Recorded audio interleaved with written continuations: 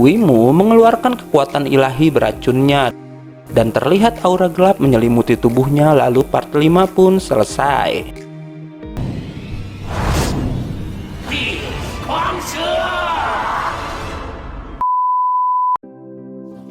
Hola amigos parantos kumahada mangos, Ega di sini yang bakal selalu nemenin hari-hari kalian dengan film-film seru. Oh iya, gue selalu baca komen-komen dari kalian walau jarang balas sih. Makasih buat saran dan kritikan kalian. Di antara kalian ada juga yang pengen durasi videonya diperpanjang kan? Ya sebenarnya sih bisa banget malah. Tapi yang gue nggak yakin kalau nanti videonya jadi 20 menitan, mungkin waktu uploadnya nggak bakal serajin sekarang. Ya dari yang tadinya hampir tiap hari, mungkin jadi seminggu cuma 3 kali. Maklum, gue masih bikin skrip sama edit sendiri. Semua gue serahin sama kalian. Komen di bawah ya. Langsung aja, yuk, Mugenji akhir season 1.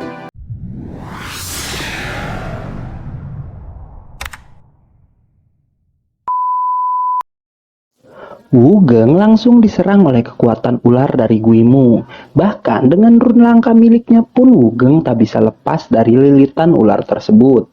Sementara Taiji yang berada tak jauh di pertambangan bersiap kembali karena ia tak menemukan apa yang dicarinya.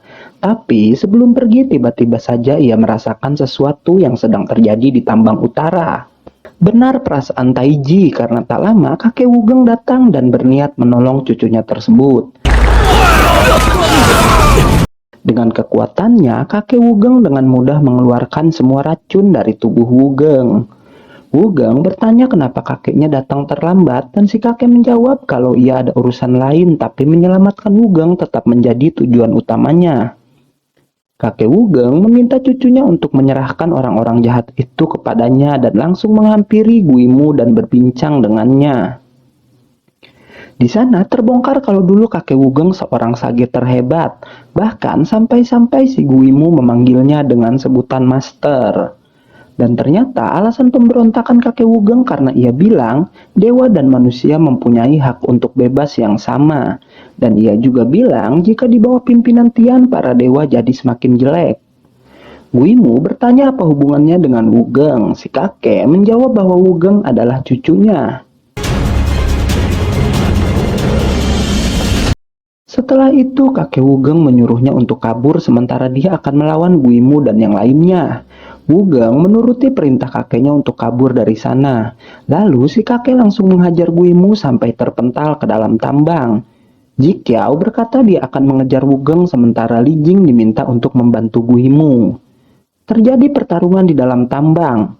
Guimu langsung mengeluarkan serangga beracunnya tapi kakek Wugeng dengan rune sambaran petirnya mampu melepaskan diri dari serangan Guimu. Guimu berhasil menyudutkan kakek Wugeng tapi setelahnya si kakek yang adalah pendeta dewa bisa memprediksi semua serangan Guimu. Guimu yang tak bisa menyerang meminta bantuan Li Jing untuk melawan kakek Wugeng bersama-sama. Dan Guimu bilang dia akan memberikan Li Jing sebuah hadiah. Sebenarnya Li Jing enggan membantu si dewa jahat karena yang ada di pikirannya cuma bagaimana cara menemukan anaknya. Tapi akhirnya ia pun setuju untuk membantu Guimu. Melihat dua orang kuat itu, kakek Wugeng bukannya takut tapi malah meminta mereka untuk maju secara bersamaan. Sementara itu, di luar tambang Wugeng mencoba membuka gerbang tapi saat telah berhasil, tiba-tiba Jikiao menghadangnya. Wugeng langsung berlari ke arah api dan melemparkannya tapi Jikiao berhasil menghindar. Ternyata serangan itu hanya pengalihan karena setelahnya Wugeng memukul wajah Jikiao menggunakan sebuah batu sampai batu itu hancur. Tapi Jikiao baik-baik saja dan katanya itu berkat ki yang telah ia pelajari. Jikiao menyerang Wugeng menggunakan pedangnya sementara Wugeng menangkis serangan Jikiao hanya menggunakan sebatang kayu. Ternyata Jikiao bisa memadatkan ki seperti Li Jing dan akhirnya Wugeng terus diserang tapi kemudian rune-nya bangkit dan ia bisa menghalau serangan ki milik Jikiao.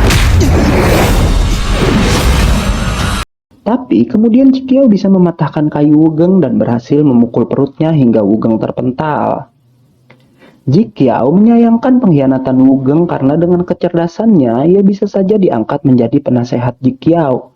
Wugeng berkata jika Jikiao adalah orang yang kejam karena tega menyerahkan dua orang anak untuk menjadi makanan Guimu. Dan ternyata Ji Qiao mau membantu Guimu karena si dewa jahat itu adalah ayahnya sendiri. Ji Qiao berniat membunuh Wugeng tapi lagi-lagi runnya bangkit dan bahkan menjadi lebih kuat karena Wugeng mengingat masa lalunya. Wugeng langsung menyerang Ji Qiao bertubi-tubi sampai-sampai si pangeran terpental dan tak bisa bangkit lagi. Wugeng pun akhirnya keluar dan dia ternyata sudah ditunggu seorang gadis yang diperintahkan oleh kakeknya untuk menjemput Wugeng. Gadis itu memberikan Wugeng seekor kuda tapi ternyata Wugeng tak bisa mengendarai kuda yang baik jalannya. Hei! Tanpa mereka ketahui, ternyata Taiji ada di dekat situ dan sedang menunggu perintah dari sang pendeta dewa. Lalu dewa wanita datang dan katanya Taiji sementara hanya diminta untuk mengawasi saja. Kembali pada pertarungan kakek Wugeng yang melawan dua orang kuat sekaligus. Terlihat si kakek mampu mengimbangi mereka berdua dan akhirnya kakek Wugeng pun berhasil melarikan diri dari tempat itu. Xin berpindah pada Ziyu yang ditawan dan saat itu ia sedang diajak bicara oleh Sising. Di sana juga ada pendeta besar yang meminta bantuan Sising dan semua dewa utama untuk melawan kakek Wugeng yang juga adalah ayahnya sendiri. Di sana akhirnya kita mengetahui kalau nama dari kakek Wugeng adalah Fuxi. Wugeng pergi bersama gadis tadi dan berhenti di dalam hutan. Gadis itu lalu menyalakan lilin yang ia buat menggunakan minyak naga. Katanya Fuxi akan bisa melihat cahaya lilin itu walau ia berada sangat jauh dari mereka. Hari semakin gelap tapi Fuxi belum juga datang menemui keduanya. Wugeng merasa khawatir pada kakeknya tapi gadis itu tetap kelihatan tenang dan tak menunjukkan ekspresi apapun. Tak lama gadis itu bilang kalau Fuxi sudah datang dan benar aja Fuxi pun lalu menemui mereka berdua dan menceritakan pertarungannya. Ternyata ia menyadari jika Li Jing tak sungguh-sungguh menyerangnya dan bahkan Li Jing mencoba melindunginya dari serangan Guimu. Fuxi lalu bilang jika Wugeng akan dilatih bertarung bersama suku Pertapa, dan ternyata Fuxi mengetahui semua pertarungan Wugeng yang selama ini terjadi di tambang. Di sana, Wugeng baru mengetahui jika gadis yang bersamanya berasal dari suku Pertapa dan ia bernama Ahlan. Wugeng akan jadi manusia pertama yang bergabung dengan suku tersebut. Wugeng bilang sebelum bergabung ia akan menemui Bai Chai dan teman-temannya terlebih dahulu. Tapi kemudian Fuxi melarangnya karena katanya setelah keluar tambang Wugeng harus merelakan teman-temannya itu dan ikut bersamanya ke suku Pertapa. Fuxi memberitahu alasannya karena para dewa pastinya akan terus memburu Wugeng dan jika ia kembali pada teman-temannya, maka hal itu akan membahayakan mereka juga. Sementara di tempat Bai Chai, Zuiri yang bersiap pergi merasa jika dua orang yang bertarung dengannya masih mencarinya dan sudah ada di depan pondok. Bai Chai dan teman-temannya yang tahu kalau Zuri masih terluka pun mencoba melindunginya dengan menemui kedua orang itu. Dua orang itu menanyakan keberadaan Zuiri pada mereka dan merasakan jika Bai Chai menyembunyikan sesuatu. Sang wanita mengira jika Bai Chai telah diancam oleh Zuiri untuk tak mengatakan keberadaannya. Sementara sang pria mencoba masuk ke pondok tapi kemudian yang wanita bilang jika jenderal menyuruh mereka berdua kembali karena ia mengetahui jika para dewa akan memulai sebuah operasi yang besar. Kembali pada Wugeng yang akhirnya setuju untuk ikut bersama Fuxi setelah mengetahui alasan sebenarnya. Tak lama, tahu-tahu Zuiri sudah berada di sana bahkan bukan hanya dia karena kemudian Tian Kui juga datang ke tempat itu untuk melawan Fuxi.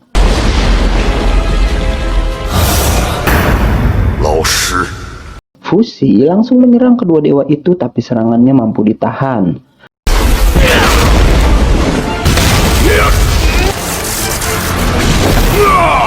Akhirnya terjadi pertarungan dahsyat dan Fuxi yang seorang diri mampu mengungguli kedua dewa itu.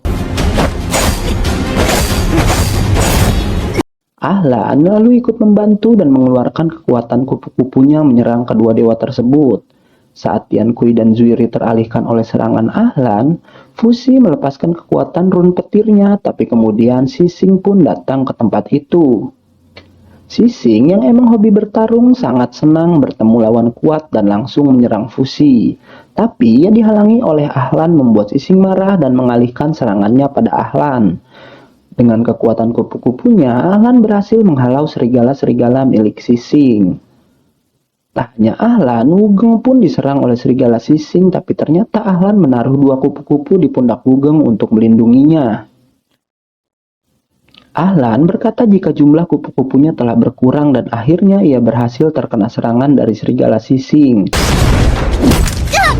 Tapi Ahlan bangkit lagi dan menyerang balik. Dengan serangan yang kuat, Ahlan sangat yakin kalau ia berhasil menjatuhkan sising. Sementara Fusi melanjutkan pertarungan melawan 2 dewa lainnya. Ternyata sising bangkit dan tak terluka sama sekali, bahkan ia mampu menyerang balik dan kemudian mencekik Ahlan.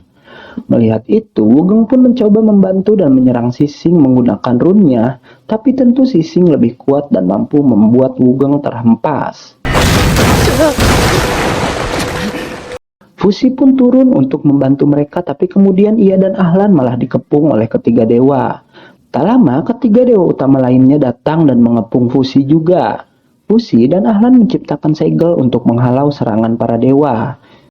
Keenam dewa utama menyatukan kekuatannya untuk menghancurkan segel itu.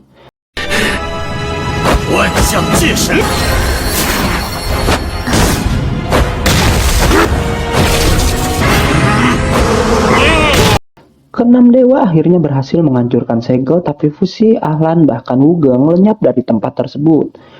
Di sana juga ada kabut tebal yang menghalangi pandangan para dewa, dan akhirnya para dewa pun pergi dari tempat itu. Ternyata Fusi dan yang lainnya ditolong oleh pria botak dari suku pertapa yang bernama Yun Zongzi. Kabut yang tadi muncul pun adalah buatan Zongzi yang menjemput mereka menggunakan monster terbang. Wugeng merasa ia lupa sesuatu dan ternyata ia melupakan anak Li Jing yang ia ikat di dalam hutan.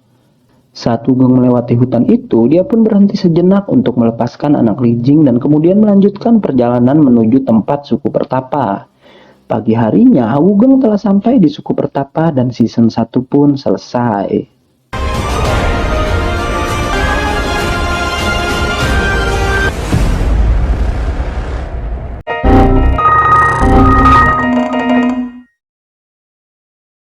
Wanjay, seru bet. Makasih buat yang nonton sampai habis. Pantengin terus channel ini buat tahu kelanjutan ceritanya. Jalan-jalan ke Meruya, perginya naik bis, lagi nonton seru-serunya, sayang season 1-nya habis. Dan gak yakin movie, pamit.